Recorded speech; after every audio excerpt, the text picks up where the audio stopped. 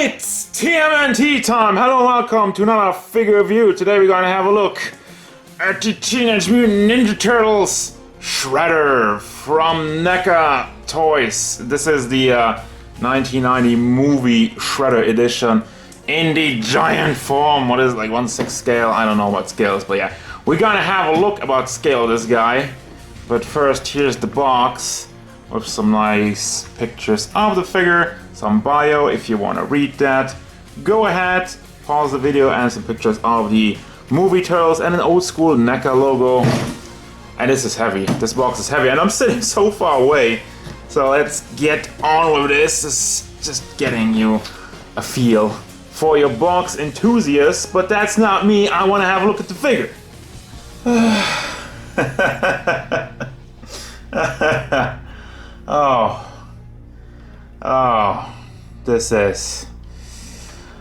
This is insane. Yeah, I mean, this cape is just, it doesn't make any sense. All right, I need to collect myself a little bit here. Time for a review. Size of the guy, he's huge, so we have to use different ruler methods for this one. Stands almost at 43 centimeters to the top of his head. If you're going to the top of his helmet, please don't fall. Top of his helmet is almost 44 centimeters. So overall look in detail of the figure, starting off with the face. There's a ton of detail in it. You kind of have this mesh over here. And yes, you can take this off. Got a nice metallic mask. And it reveals a very nice and detailed face. But what is this? What is this? Why does he have a booger Neca? Okay. So, I mean, I'm super impressed by the face sculpt. They have like a little bit of gray in the eyebrows, and he has a ton of wrinkles. Maybe a little bit too black around the eyes, but I like that the eyes are kind of glazed. They are a little bit more shiny than the rest of it. And then you got the scar where Splinter scratched him. The thing I got with that, it looks super gruesome, and I don't know what's up with the red in there. It looks like he got scratched yesterday, even though that happened years ago. It's not supposed to be this red. Then obviously the nose. Yeah, I don't need to tell anything. I don't need to tell you anything about this. This is horrible. And then we got the chin. You know, has like kind of stubbles. It's kind of grayish. It looks cool. So overall, super realistic face sculpt, and I love it. Except for that. What happened there? And so, having a look at the helmet, you got the blade on top of it, which is metallic, and there's even some texturing in it. It's like, I mean, look at this. Look at all the stuff that's going on. Just that much detail. It makes me almost go crazy. It almost hurts my eyes looking at it too much. Then you got all the kind of mesh that goes around. Also has a nice kind of gray, kind of dirty look to it all throughout it. It is completely soft plastic. Let me see what's under there. Can I see what's under there? Nothing really. He's bald under there, so yeah. So just kind of move the camera down to show you the rest. Here is the giant cape, which yes, it has the tiger stripes, and I don't know why they did that. This is definitely movie accurate. You might be saying this looks stupid, and it does, but that's how the cape looked in the movie. And this one is really long. This cape is accurate. This cape is real cloth. And you have like a little bit segmented parts over here that really keep it folded up. If you put it in the back, it stays in the back. It stays folded up, and it also kind of gets kept in place by the shoulder pads with the spikes on it. So overall, let's have a look at the entire torso area. The paint job on it is amazing. Once again, they have like the sparkly gold stuff in there, which it looks horrible, but it is accurate. This is not Neca's fault. Neca did an amazing job of what they had to work with, of how Shredder looked like in the movie. I'm just saying, for those of you who have not seen the 1990 movie, it was really good, but don't look at that and think like it was a clown show, because it was really good, so shut up. Then we got spikes on side, once again with the metallic and the mesh. It's kind of going all throughout. There's not an issue with that. And then we got the blades on the forearms, and especially the big ones on the fist. Very nicely painted with all the small bolts over there. It is soft-ish. You know, it can bend it a little bit, but still be careful. It's kind of like, you know, don't put it close to your eyes, you fool. Just on the other side, looking at it, got nice muscle work, kind of like a vein going down. And I really like the skin tone also for the figure. Really looks realistic once again. So with all the cartoony shredders and whatnot we have, I'm really happy that they're going a different route. So what we have over here is kind of weird. I don't really see the point of it. The top part of his belt is cloth.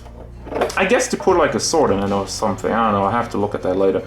But yeah, the top part is cloth and the lower part is plastic, which it looks fairly seamless. I gotta give him that. But yeah, I just like, why is this?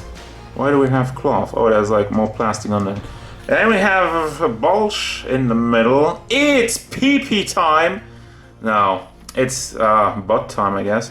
And then nicely molded around the thighs as well. And I just want to go back to the paint job real quick. You have like the red and then the gold. And then everywhere where there's like a wrinkle, it gets like brighter, it gets a little bit purplish. It's such a great effect. It looks so good, so kudos. All the joints are also molded. I mean, we'll have a closer look at that once we get to the articulation. I like that they got the entire texturing on the outfit also in the joints, so that does not stick out weirdly. As we move down to the blades on his legs, and those are just soft plastic, by the way, and they're not connected anywhere. That goes also for the one on top. And the feet, and this is heavy, holding this guy with one arm, trust me. I mean, over time it gets heavy. I've been here for a minute. Yeah, down to the socks, to the shoes, and that's the overall look of this giant dude. So, for the articulation, I took the cape off, because yes, you can actually do that, and it helps me show everything better without running into this tiger-striped monstrosity. I think it's great, but it's also weird. But yeah, head is on a ball joint, I'm guessing, with probably a hinge. So it goes forward very nicely, goes to the back, tilts side to side, and it goes pretty much all the way around. I mean, you can, if you lift this up and play around with it, but also you got the neck articulation, as you can tell that is. There is a pack, ends on a ball, so you can rotate on the neck itself, get some very good rotation side to side, and it's really the neck that makes a great part of this good range of motion. Then we got the shoulder, let me move this down, then we got the shoulder piece, which has some soft plastic on the tips over here. So it goes, it has a big hinge, goes all the way up, almost 45 degrees. Maybe you could push it more. I'm gonna be careful not to break anything. And it doesn't have a butterfly joint, so you cannot move it back or forward. It does go around, it does pretty much go all the way up. But as you can tell, it still gets blocked by the soft plastic, but it does bend out of the way, so I am thankful for that. Then you got the double hinged elbow, you got the big hinge over there. As I previously mentioned, this is completely molded in the style of the outfit. It does stick out a little bit weirdly, but what else are you gonna do? If you make it too big, you're not really getting any articulation. And it doesn't really rotate around. I would think the peg in there would rotate, but I don't get it to rotate. It's probably stuck. I mean, it does. It should rotate, I'm saying, but I can't. It's super stiff, and the peg in there, it does rotate around, but it should go further. That's all I'm saying. I don't want to break it, guys, alright? So, goes up 45 degrees, and then you got a big hinge in the fist. Goes forward all the way, as much as you can. And as I previously mentioned, the blades and everything that they're on are soft plastic, so you can pull that down or up depending on what you need. Goes to the back, and rotation. For the chest area, obviously, there's nothing there. Like the torso area doesn't really have any articulation. And I'm okay with that, because that would have broken up the sculpt. But there is some stuff going down under the belt. So it does go, he does go forward. Just a little bit. And to the back. Enough, I feel like. Soft crotch piece. And the belt is also soft. And as we established, there's cloth on this one. And finally, for the legs, those are nice and ratcheted. Slowly. carefully. Does it not go up further? I thought it would. There you go. I think that's as far as it goes. Again, you can try at your own risk, but yeah, it's pretty hard to move. It's pretty stiff. Might break off. I'm not taking that chance. One more. Huh? Huh? Yeah, I think that's about it. Once again, I'm not pushing any further. Let me get that back into position and has some rotation in it. Also goes to the back because the crotch piece is soft plastic. You can force it a little bit.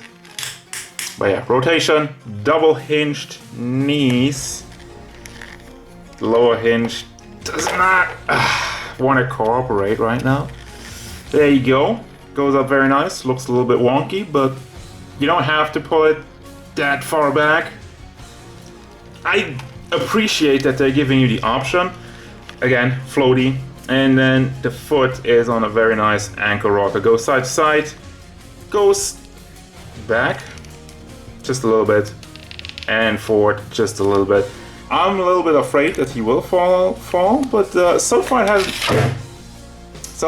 happened. And then it happens, and now he scratched the back of my wall. So then that happened. Just gotta always keep a hand on him. So what I wanted to say is stability is actually pretty good with this guy, but I would always angle a little bit the knees, because the only kind of wiggly part are the joints on the feet. I mean, it's still stiff, it's still good, I'm not giving him flack for that, but I've had the same problem with the turtles and trying to pose this guy. I realized just the same thing, that the ankle joints are kind of having a problem to keep the weight. So for the accessories, we got 2 hands to hold the staff, just with a hole in it, and 2 open hands, one obviously with the claw hand and one without the claw hand. Then we got a small little knife. And yeah, that's why they did the belt thingy. So you can kind of put that in the back of his cloth belt. Has some paint chipping already, by the looks of it. It's nice metallic, but yeah, the paint is already going off. It's really tightly in that little holster over here. I'm gonna put it back because whatever. Then we got the staff, which he uses in the final fight, which yeah, has nice metallic in it. It's black. And has some paint issues already there. So, yeah, quality control Neca. What is going on with that? And then here he is next to the other Neca turtles. Just for size comparison, he has about the same size as the rest of them. He's a little bit taller. And that is once again accurate, because at first I thought like, well, he towers over the turtles. No, he doesn't. Not in the movie in many different incarnations, but this works. That was a long review. I don't know how long it was for you, because I'm probably gonna cut a lot of things. But yeah, here we are at the end, and final thoughts of this Shredder figure, which is so far away I can't even reach him. I just gotta keep my hands in the area. I don't want him to fall again. So yeah, overall thoughts of this figure, it's amazing. The size, the look, that weird cape, the blades, everything is nicely painted. Everything is how it's supposed to look. You even got like the shine, like the gold and whatnot in the outfit. And yes, the articulation is a little bit more limited, but I mean, look at the size. You gotta take that into consideration, and you gotta make sacrifices so that this whole package articulates well, but also still looks good. And I'm okay with them taking some sacrifices, making some sacrifices in the articulation department to give me this look. Now really the only thing that I'm not okay with is the botched face. I mean, we had a look at it, and I don't want to talk about it anymore. I'm gonna keep the mask on anyway, so it's not the worst thing in the world, but that should not happen, alright? So yes, I do recommend this guy, and I hope yours doesn't have a botched face paint, but for the rest of it, this figure is absolutely amazing, and only clocks in at what, like $119. That's, for this, 44 centimeters articulated Shredder. Yeah, I'm okay with that. So that's gonna do it, guys. As usual, thank you very much for watching. Don't forget, if you enjoyed this review, hit it up with a like and subscribe to the channel so you can stay tuned for more figure reviews, card game stuff, and whatever. The Shredder.